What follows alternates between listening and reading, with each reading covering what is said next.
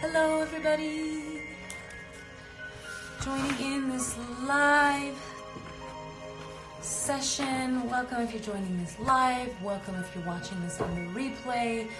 Please forgive my really messy nails. I've been definitely trying to do all the things at home and I'm still figuring out how to do all my self-care myself. So it's been a process, learning curve. Please let me know where you are joining in from. Hello, lovely lady Ketoforia. I just love that name. Love that Instagram name. Please let me know where you guys are joining in from, your first name, and something creative or different or unique that you've been doing in these last few weeks while so many of us have been spending so much time at home. Definitely love to see where you guys are all joining in from. I see Pia from London. Hi Pia. I have the same gray hair as something fierce. Oh, I just spent the last hour dyeing my gray roots and just adjusting to all the things and patience with ourselves right now, right? Hello, Fefi from Indonesia. I've been making songs. Beautiful, Dan. I love that. Susie watching from London. I've never seen Susie spelled like that. That is really awesome. Germany, Lebanon. I have family in Lebanon and Syria. Sending so much love to you in Lebanon. San Diego. Mary, I have been drawing pets into rainbow pets. How cool is that? Sophie in the UK, Portland, Oregon. Houston. Kirsten from Colorado, been enjoying the slow pace of life with my 4 small children. Has been slowed down for so many of us, hasn't it? Truly so different. Megan from South Africa, welcome. Toronto, Canada, I've been leading a 21-day meditation. Incredible. Incredible, incredible. I've been making songs. Where else did I see? Turkey, London. Let's see, cooking to keep my sanity.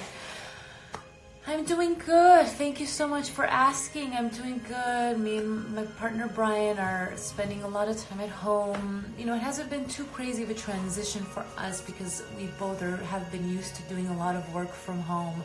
So it's really more adjusting to the time that we're spending alone in the same place, but me and Liz will definitely be sharing about that as well. I appreciate you guys asking. Thank you. I'm going to lower this meditation music down. I'm so excited to be bringing in Liz. Elizabeth has become a friend of mine. We've met on this platform and just share so much of the same values and the same mission with supporting intimate relationships and relationships of all kinds, really. Liz is a marriage and family therapist. She's licensed. She works in Pennsylvania, in Philadelphia, Pennsylvania, and I was lucky enough to get to visit her last winter when I was visiting my partner's family in the East Coast. So we're going to be talking about intimate relationships, and we're going to be talking about ways to protect intimate relationships and what we can do to really help make the experience a little bit more I would say both meaningful, but also how to navigate conflicts and stressors that will be coming up. So I just want to make sure to include the title so you guys know what we're doing. So just bear with me. So let me just put that in. And I'm going to be bringing in Liz in 1 minute. Okay, give me 1 second, you guys. Relationship. During quarantine. Continue to please let me know where you're joining in from. During the quarantine with... Thank you for bearing with me. I should have had this ready to go, but we do what we can. So let me see if this posts. Perfect. All right. Come on, pin.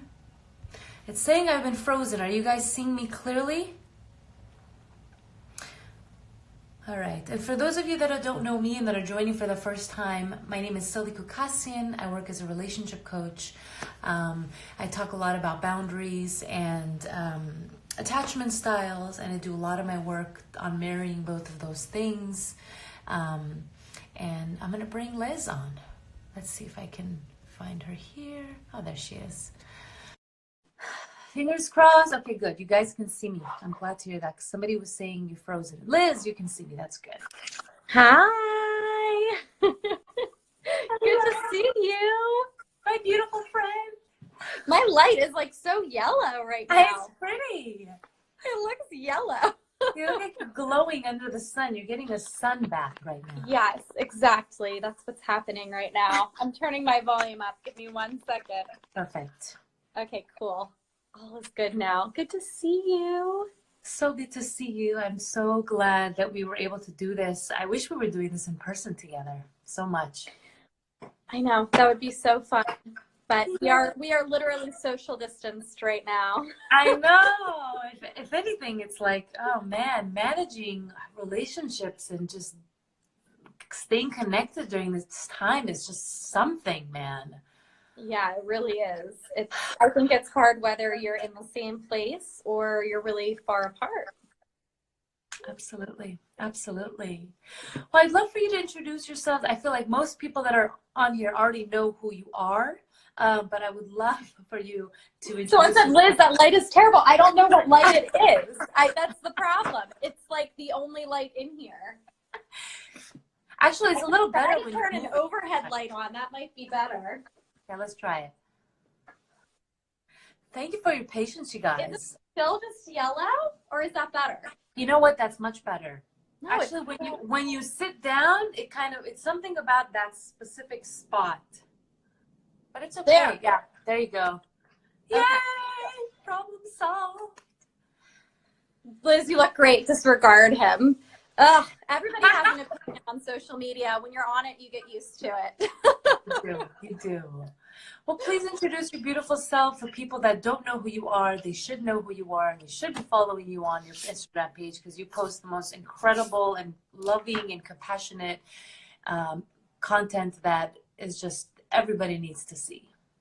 Yeah, so I am Liz Earnshaw. I'm based out of Philadelphia, Pennsylvania. I'm a licensed marriage and family therapist. I'm a certified Gottman therapist, so a lot of the work I do has a Gottman undertone to it. I really believe in his work, and I see couples and individuals in my practice. It's called A Better Life Therapy.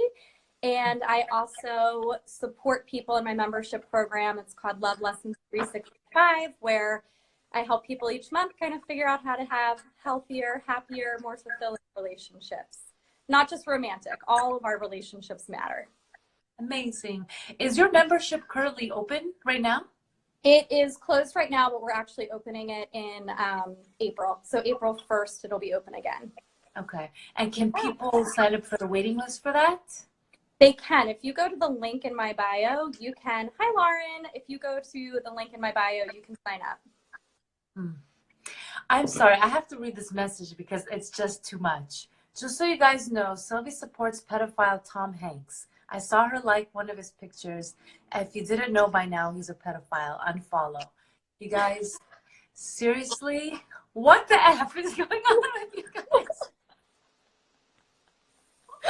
Oh my gosh, Silvy, let's.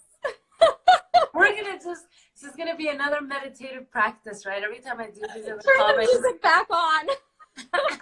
I know, right? Like, I look terrible and you support pedophiles. Oh man. Okay, so for all of us, we're gonna practice detaching and really removing ourselves from some of the negative comments that we're reading. So Yes. anyways, back to the moment. Normally I love doing four tools, or I like to have these kinds of lives more structured.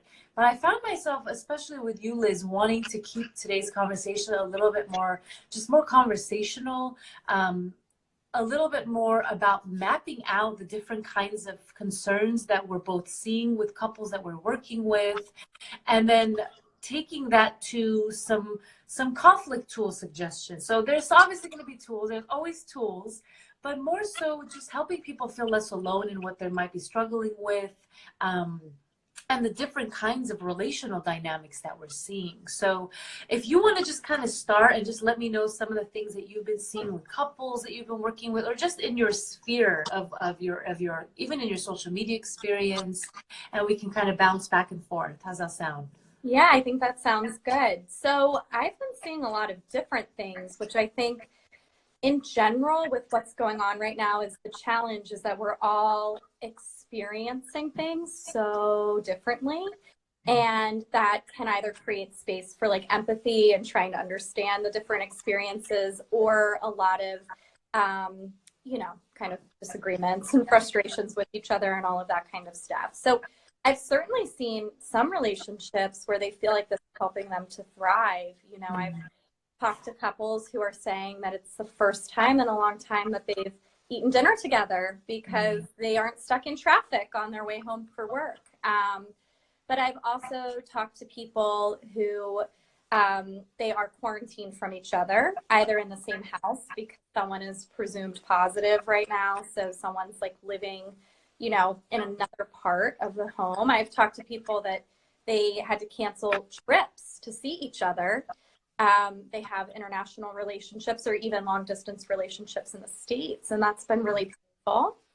And then there's couples who are living together and it's not feeling helpful because all of their routine and ritual has kind of been thrown out the window, and they are just having to survive day to day with things feeling a little bit chaotic. So I don't know what you've experienced, but it seems like there's just a lot of different experiences within this. Across the board, totally exactly what you said. Some couples are really able to use this time alone where they might not have had that quality time in their daily lives, and some couples are struggling to connect or might feel engulfed by, overwhelmed by their partner, constantly being there, even if they're not necessarily in the same room, but just that their presence is there.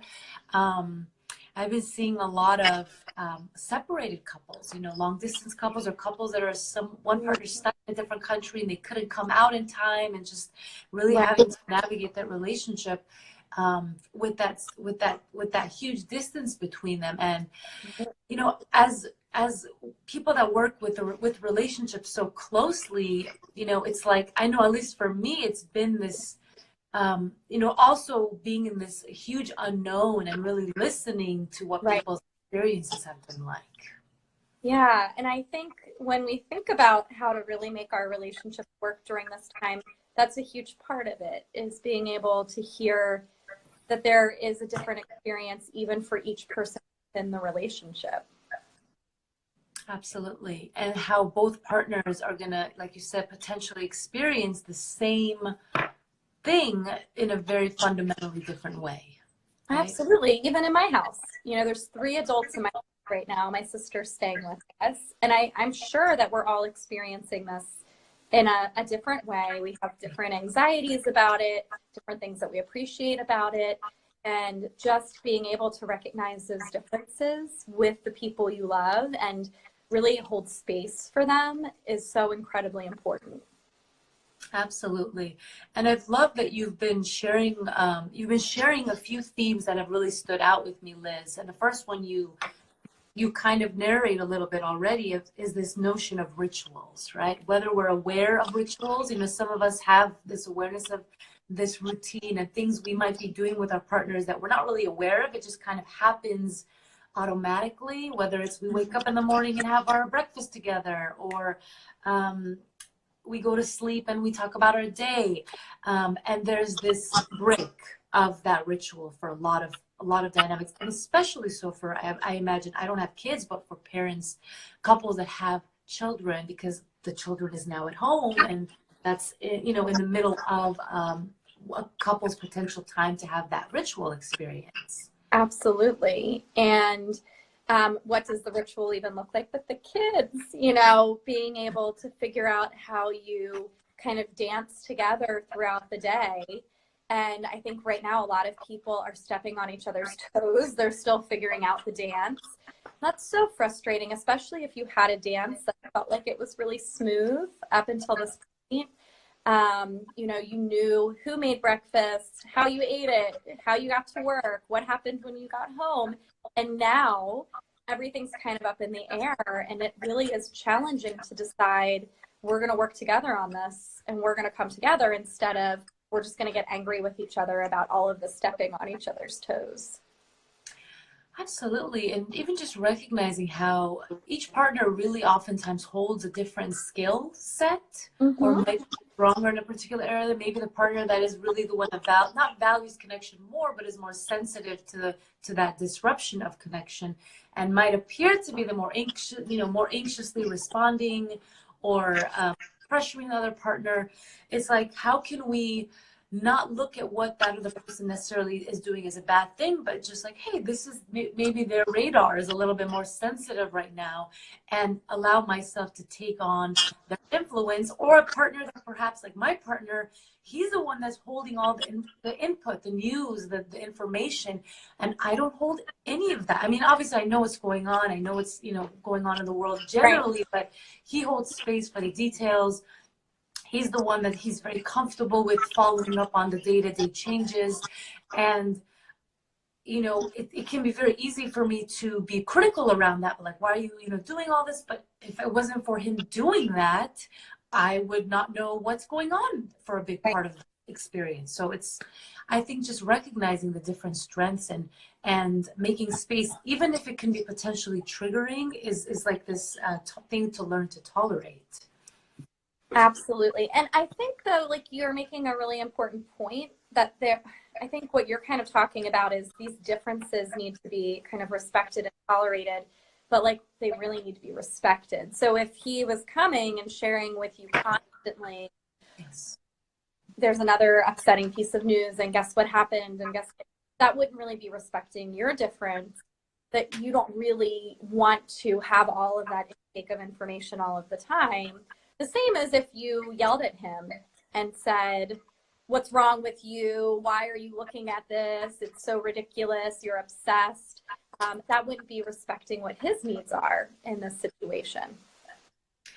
Absolutely. I mean, if we just take that one thing, we could take boundaries. We could take, what you just said about how that information is being delivered, also being able to recognize our own limits. So I know we can go into a million different directions with this, but I would love to talk, if you're comfortable with it, Liz, to talk a little bit more about rituals and how we can perhaps create small rituals during this time, even if they look different than what they used to look like, and they need to be reshaped and restructured as a way of creating balance with all the uncertainty that we're experiencing. Yeah, so couples, but also families, friends, everybody really relies on rituals of connection.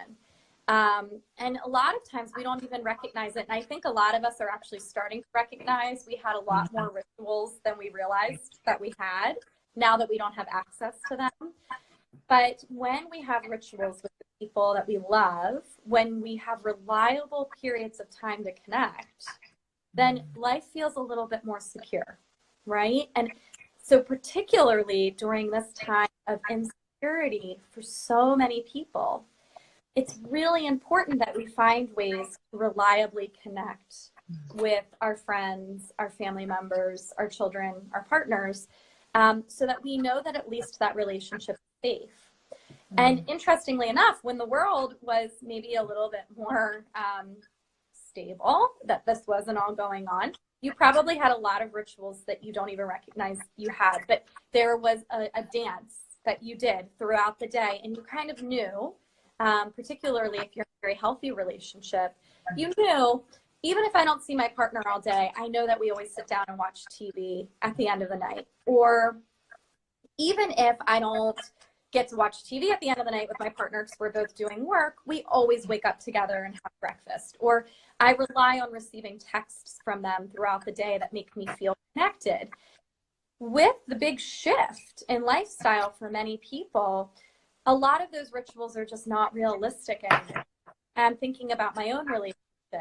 We had a whole way that we managed our mornings. My husband let me sleep in while he got my son ready for school. They ate breakfast together. So that's also a ritual my son is grieving. And then I would come down, my husband would leave for work, we'd give each other a kiss, and I would spend time with my son. I would take him to school. So my son had these reliable moments that he was connecting with us both. And then my husband and I would come together at the end of the day again, we'd eat dinner, we'd put him to bed, we'd watch a movie.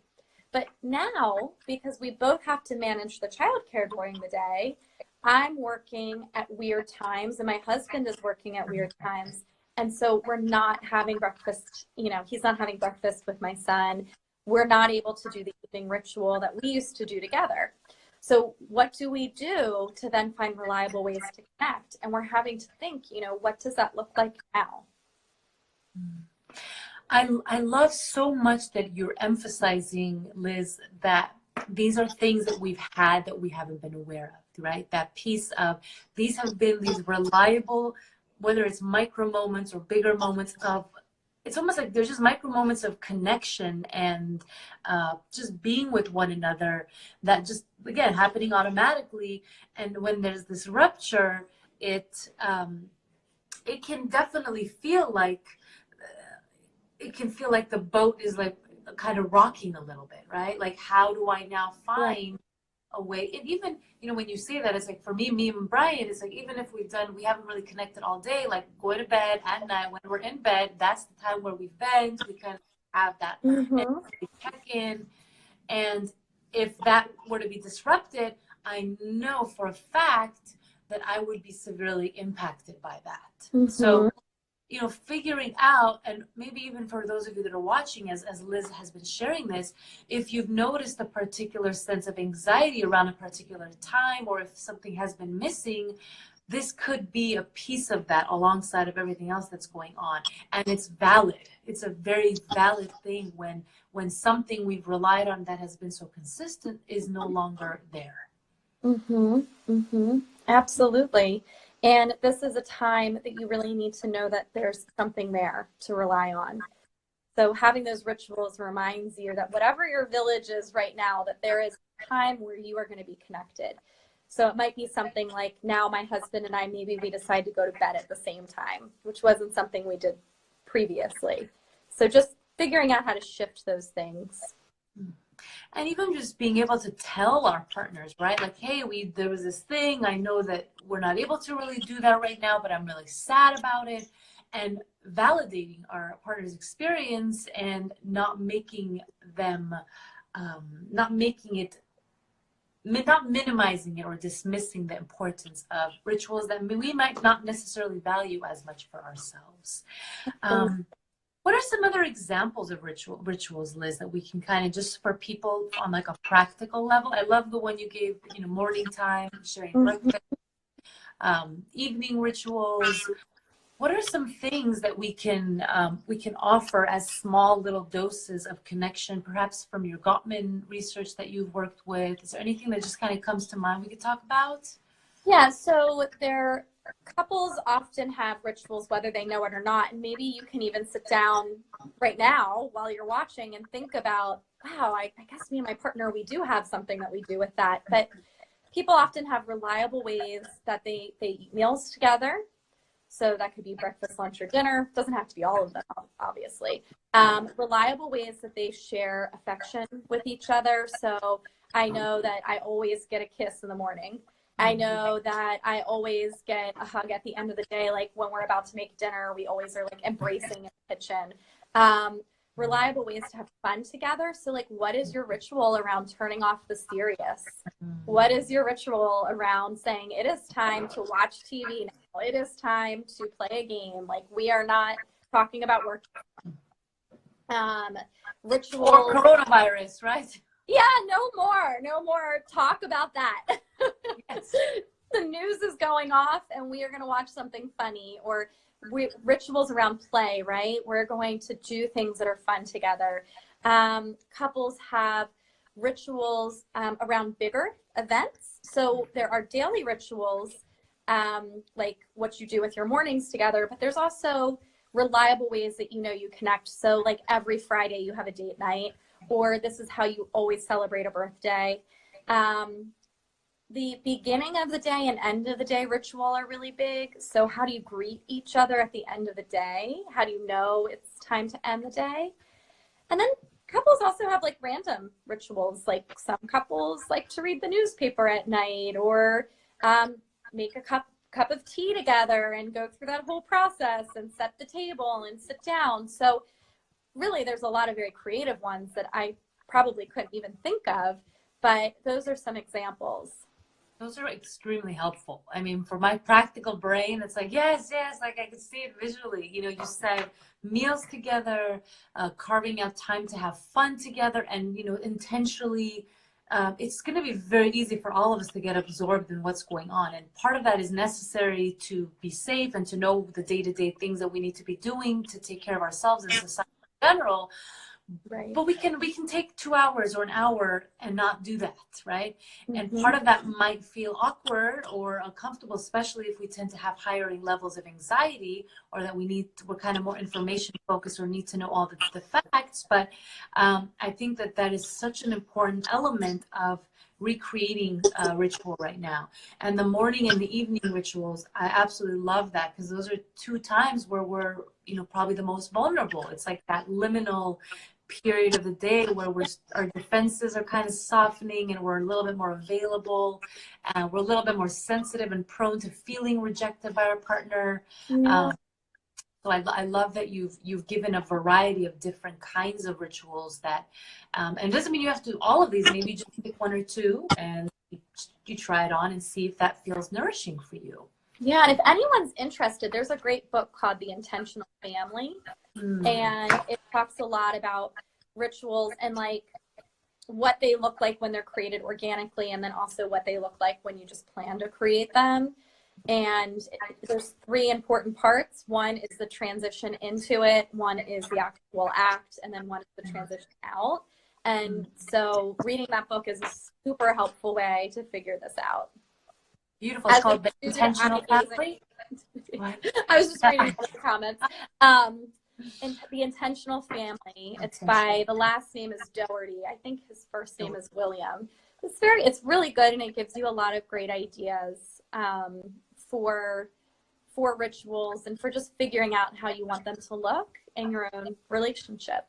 I love it. So The Intentional Family by William Doherty, said? Yeah. Doherty. If anyone wants to write that in the comments too, feel free to for the rest of the peoples on here. Another theme that has been coming up a lot, I'm sure with your work as well, Liz, is this notion of setting boundaries, time for self versus time with others. So now we've talked about, you know, connection with partner, how to make sure that we're having those touch points, however many we need throughout the day. Thank you for writing it out, Julia.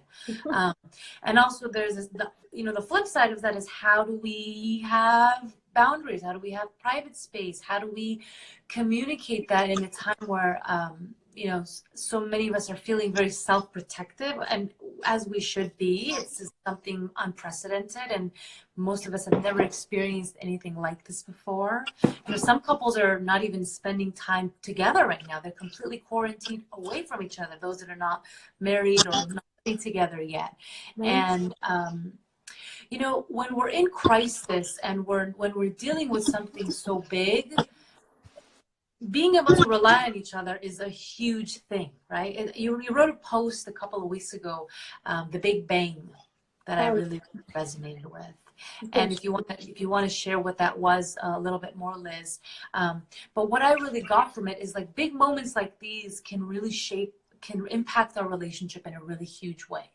Yeah. So how we deliver our boundaries, how we express those things, and how we balance that with the impact on our partners and the sensitivity that we bring and the potential impact by how we choose to navigate all those things. Can you talk about that a little bit? Yeah. So do you want me to talk a little bit about what I mean when I call something the Big Bang? I would love that. Yeah. So in our relationships, when I've worked with couples, I've found that there are multiple things that cause long-term problems. Sometimes it's something I call a slow leak. So there's just this little problem that keeps going, but over time it creates a flood, right? But then there are these other things that happen where there's a big moment that is particularly painful.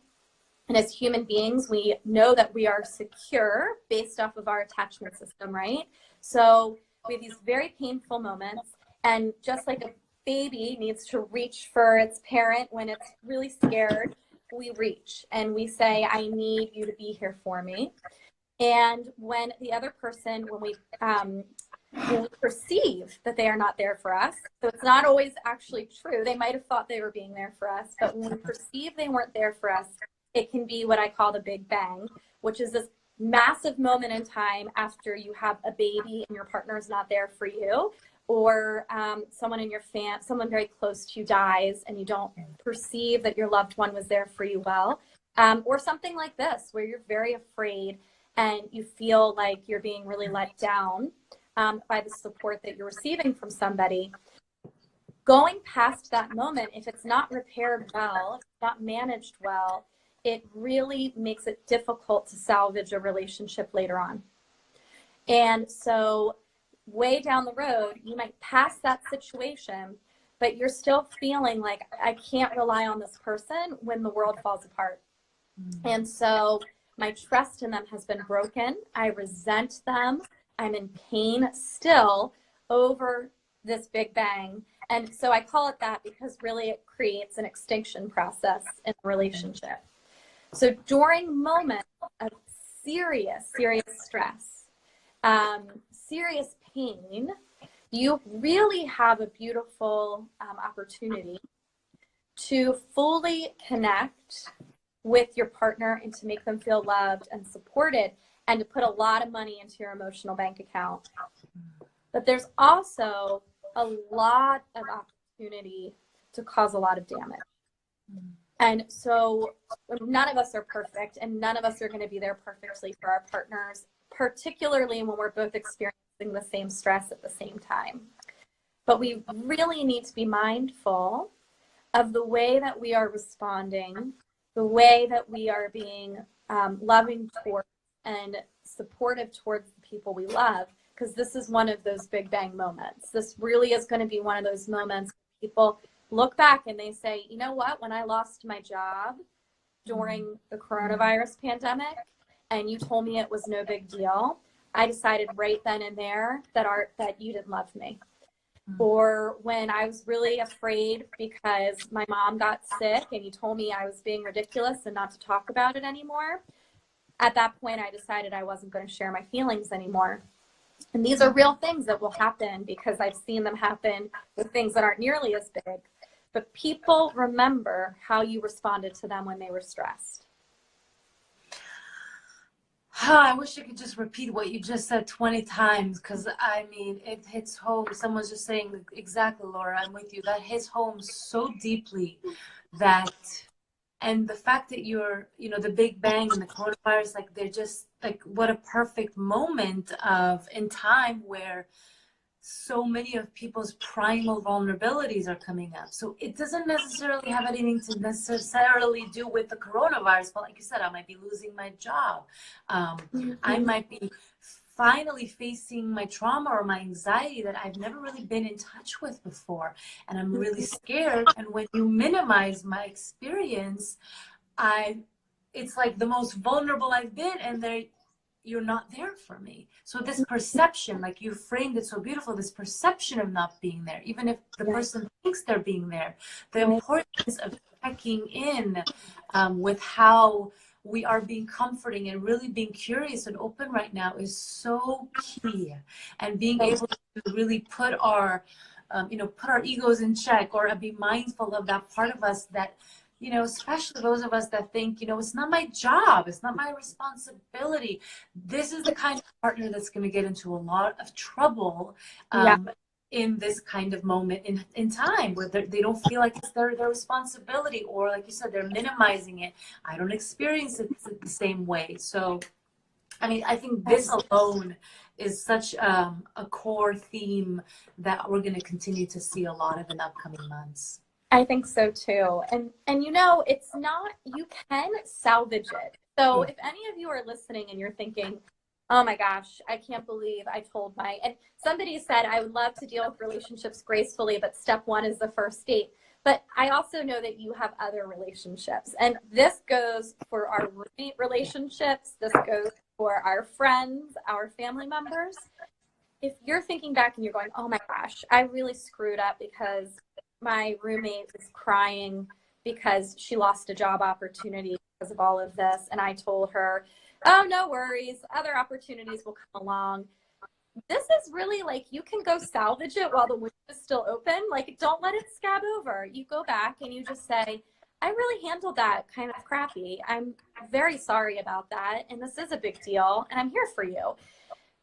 The big bang is the problem when you don't deal with it in the moment, right? So it's like 5 years go by and this person is stewing over the fact and kind of remembering the words that were said. So you can repair it, but it just takes that courage to go back and to say, I kind of screwed up, or I really screwed up, and I'm here for you. And what you were talking about really does matter. There's the humility piece that is so essential in having a healthy relationship, right?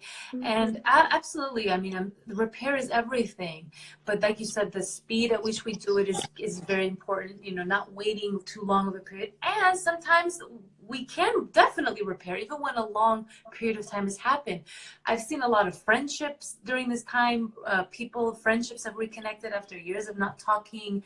But what I also noticed is a lot of things are being brushed under the rug. They're not really dealing with what created the disconnect in the first place. Right. It's a momentary connection, but at some point we might have to also go into looking at where the big bang happened in the relationship that created the separation. So it's kind of like a pause, like let's deal with the crisis, let's manage the wound, let's cover the bleeding. Even with intimate relationships, whether it's stuff is coming up or nothing is coming up at all, and we're just, surviving.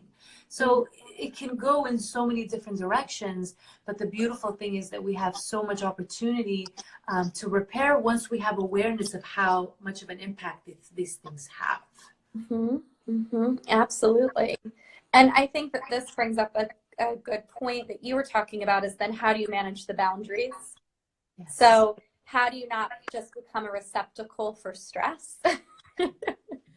And I know that I'm sure people out there are like, yeah, I really want to be there for my partner or my roommate or my friend, but they're thinking, oh my gosh, I have a friend who, if I open that door, they tell me a lot of stress, and how do I kind of manage that so that I'm protecting myself too? And so I don't know if you would maybe want to talk a little bit about boundaries, because you always talk so beautifully about gentle boundaries, which, since we're talking about relationships with people we love. Yeah. Which is very different from people. Boundaries is very different with people that we don't want to have a relationship with, or we don't want to have a close relationship with, or we don't feel safe with. So I love that we're so on the same page with sensitive and loving boundaries. While I haven't, it's still so new, so I haven't really seen, but I've seen a lot of people either navigating boundaries in a very rigid way, but I've also seen people having more language around boundaries, because the whole planet seems to be talking about it so much, right? Even just being able to name it, recognize it for what it is, can be helpful. Mm-hmm. And me and Brian have been talking about this a lot, especially in intimate relationships and close friendships, acknowledging the potential rejection on the other side, even if it doesn't make sense to you, and even if it doesn't feel logical, even if we know that, of course, we're supposed to be quarantined, of course, we're not able to see each other. But if someone the close friend does happen to invite me over and I'm not able to go because that's what we have to do, just to potentially hold space for feelings of rejection and sadness and disconnection simultaneously, right? It's like this paradox of having our boundaries, honoring them, but being a human being about them, right? Remembering how we might have felt. I recently have, felt, I've been finding myself feeling in touch with feelings of rejection around certain things. And just in preparation for Brian and I's wedding, which got postponed because of Corona, which is okay. I know, but I'm so sad for you. But it was so fascinating during that time. I started to get in touch with like all the grief and the transition around friendships that have no longer been in my life, and just this theme of boundaries and how just being on both sides, you know, having empathy for people needing boundaries and being respectful, but also feeling hurt in certain moments, and also having to have boundaries and having to allow somebody to be hurt and not always doing a good job of repairing the disconnect that can potentially happen there. So I hope that made sense, what I'm kind of narrating. But boundaries are huge. So maybe you can share a little bit, Liz, what your thoughts are and how you've seen people kind of navigate them, or how you might think people can just vocalize boundaries right now, but also from that loving space. Yeah, you know, I feel like right now more than ever, it's important. And this is with people you love. This is with people you want to continue a relationship with, and the majority of the time are lovely to be in relationship with, right? I'm not talking about people who you don't want to be in relationships with, who are outsiders or whatever. But I feel like right now more than ever, just really being human in your boundary setting. You know, you can admit that it might actually hurt the other person. So as a therapist, I've actually found myself not wanting to do all other people seem to be wanting to do, like phone happy hours and board game nights on Zoom and stuff like that. Like, I don't want to. I am invited to many of them. It's lovely, and everyone seems to be very excited about it. But for me, I'm like actually on a screen through doing teletherapy all day long. So thinking about getting on one again to connect is just not my thing. And I've actually just said it that way, right? You know, I would love to actually connect with you because I miss you, which is the truth. I'm not saying to be disingenuous, but I really can't imagine sitting on a screen again. It makes me want to pull my hair out. And so the way I've been setting boundaries is just to be very genuine and upfront about it. And I've found that when other people are setting boundaries with me in that way too, it's just much easier to receive right now, because I get it. Like, I know this isn't a normal time, and that maybe some of the things I would be requesting that you would normally say yes to, you can't. And it's not about me. It's about something much bigger. Whereas I've also had someone set a very rigid boundary with me. And for me, that felt, and I'm actually very good at accepting boundaries, but during this time, I was like, whoa, like, that feels a little harsh because we're all kind of dealing with something. So again, this is new territory and we're all trying it out and doing our best. But when it's with people that you really care about, I really encourage you to think of, how can I say this in a way that just shows I'm just human, and you're just human too, and I can't do that for you.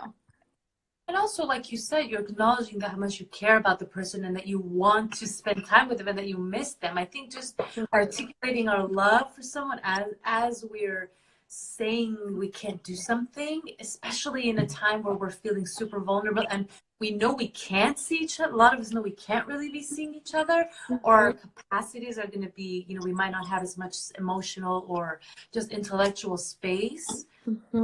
I mean, I know for me, those are the friendships those are the ones that survive. You know, Absolutely. I can't survive with rigid boundaries. Like, it just feels like you're always doing something wrong around that person. You know? Yes, exactly. And the rigid boundary is fine if we don't want to continue the relationship. Exactly. But absolutely, I think that I'm thinking about partner.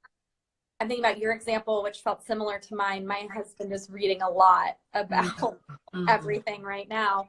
And how do I set a boundary with him while still being there for his stress? Because clearly it's stress, you know, and it's being able to listen to it to my capacity, but then also gently having a human face and saying, like, babe, this is so much for me. You know, can I take a break from talking about this for a little bit? And that is still setting a boundary, and, you know, luckily he respects it. But they don't have to sound like, I don't want you to talk about this ever again. yes. And that takes that, and some people might respond that way, you know, and so that's, I think, you know, I'm so glad we're talking about the reality of how it can show up, is that if we have someone that is really not responding even to like our lighthearted version of boundaries, we can kind of have a conversation about it. Like, you know, I really want to be able to tell you when something's too much for me or I'm hitting my limit. I don't ever want to make you feel like, you know, I'm cutting off your experience or you're sharing. I really don't want to have to do that. It would help me if you could support me with this. You know, sometimes, you know, before we start to get rigid, it's like this spectrum of like, all right, what's the next tier I have to go to? You know, Right. to see how I can help this person really understand what my needs are. Right. And, you know, when you're in an intimate relationship, one of the key components is being able to share emotions and needs. That's how you have intimate conversations with people. Yeah, absolutely. And we're going to definitely be having a lot of those during this time. Mm-hmm. I wanted to go to a couple of the questions that we received on the comments that we might take a peek at. Someone sent in the question, some people are long distance right now or have always been. I'm sorry. Someone was asking about long distance relationships. What about, you know, how to create some kind of, whether it's connection or how to protect the relationship during this time. I think that's, you know, just that theme, that question is really important. I think we touched on a little bit of it. The rituals definitely translate here, creating, being more, a little bit much, because you don't have the person, you're not accessing their physical body. You can't just say, hey, come, let's go for a walk. Let's, you know, let's go sit on the couch and watch TV. Do you work with couples that are long distance? Is there anything that just comes to your mind, Liz, when I say I do work with couples long distance, and actually in the membership program, there's a lot of people that are in long distance relationships. So we have a Facebook group in the membership. So I've been lucky to read what people have been saying about that. And the types of rituals are actually very similar. The way that they're acted out is different. So I would say for long distance couples, and this would be in other times as well, not just during this time of stress, but particularly now, you really, as a couple, want to think about rituals, almost even more than a couple that's living together, because you don't have that close proximity and like that touch from them that can bring you that sense of, okay, we have a secure connection. So you really want to be able to know when you're going to rely on this person. I think a lot about people who are in very different time zones, and it's hard, you know, your morning ritual with your partner is actually their afternoon ritual. So there's a lot to negotiate. But how are you checking in with each other? How are you starting your days together? How are you ending them? How do you spend time talking about good things, stressful things? Do you share some meals together? How do you have fun together? Really thinking about what this can look like in a way that's fairly reliable is super, super important. Because again, it's going to make you feel more secure in that relationship. So helpful. And I think the thing that comes to my mind as you're going through all of that is, wow, the fun one. That's interesting. Like to do, you know, in a long distance relationship, how do you, I mean, I'm sure couples that are in a long distance relationship, they're already used to doing that. They have their version of that. But again, that's my brain just wondering like what that looks like, you know. Just and if this is new for a lot of people. Totally. Yeah. You know, whether it's just like even putting your phone together and watching a comedy and then talking about it, you know, whatever that looks like. But I mean, how creative are we all having to be right now, right? Even those of us that are home with our partners, like me and Brian, I was like, all right, we're going on a date night tonight, which basically means I'm getting ready at home. I need you to go outside and knock the door and pretend like we're going to date. We're just coming back in and, you know, making the food ourselves. But I love that. It's like we have to really find ways to utilize our imagination, and you know, what an opportunity to find ways to really stimulate those things if we're not necessarily used to doing that. And I wish I had a book suggestion for imagination and creativity. I can't think of one off the top of my head, but just that theme of, you know, finding ways and thinking outside of the norm and thinking outside of the box. And even like you said, for long distance couples, doing things, creating more rituals than what we normally would, and really making that a priority right now.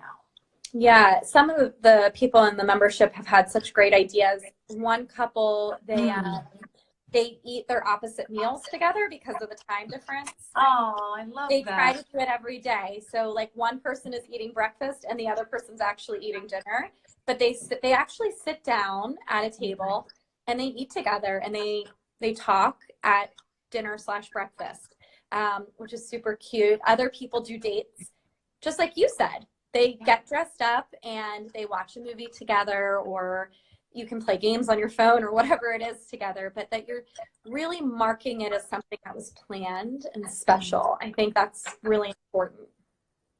And you're showing your partner that, hey, this is important. I'm invested. I want to be intentional about this.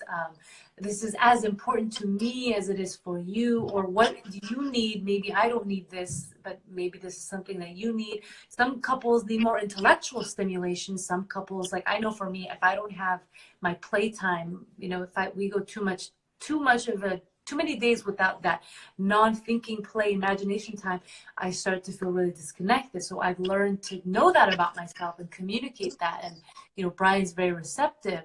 And so just believing your partner's needs, right? And making them, and we might have needs right now that we might not have had or been in touch with before, like the need for play, for example, because of everything that's going on. We might need it more than ever to help us de-stress. Absolutely. And I think it's so important that you're talking about play, because somebody said, I don't know where it went, but something like they just started dating someone and they skipped past the fun part because now things have gotten pretty serious. And it's so important, whether you're single or in a relationship, that you're finding ways to make room for playfulness. I know that's not easy, particularly if you are experiencing a lot of stressors. But if you're dating someone new, how are the two of you making some room for playfulness? You know, don't stop that fun banter that you were having before this happened. Try to keep that up. If you live in the same city, go running together, but one of you run on one sidewalk and the other run on the other sidewalk, and laugh about how that's kind of funny and kind of weird. Ask them to go out on a date and do it over the phone and dress up and light candles. You know, try to create something that is both fun and maybe a little bit funny, because it's a little ridiculous and outside of the box. And it's truly unfortunate that you're having to experience something that I'm sure was super exciting in this very kind of disappointing way. I mean, the amount of virtual dating that's going on right now, and what we're going to probably learn in like 6 months is going to be, again, unprecedented, you know. And yet, thank goodness for the strong community that we've built on Instagram, the mental health accounts that we see, the information that's available, the fact that we have such access. Even though I'm like you, Liz, after a while of being on video, I'm just like, my eyes start twitching. I can't do it. It's very hard. So taking breaks from that, especially if, you know, we've been connecting with close friends and family and people in the last couple of weeks, you know, it's okay to need some time to not do that and to just check out a little bit and watch some Netflix, you know. That's more than Absolutely. Absolutely. Yeah. Yeah. Well, Liz, this is so wonderful. I definitely will be inviting you back for more. I know. I love every time that we do a live together. It's so fun. I'm definitely going to be saving this for those of you that have been asking me. I've been uploading these on my YouTube channel, so I will let you all know, as well as Liz, when this gets uploaded. Liz, is your agency currently taking on any clients for therapy? Do you guys have availability? Yes. So we've switched. We've been using teletherapy always, but we've now switched everything to teletherapy. We have 10 therapists and lots of different specializations, particularly around helping people have better relationships. And we can serve people in New Jersey, Pennsylvania, or California. So we are able to support you. And if you've been impacted financially by what's going on, please reach out to our office. We are, as much as possible, offering reduced rate therapy. And if we can't support you, we will also be, you know, helping to get you resources so that you can get supported if you need that.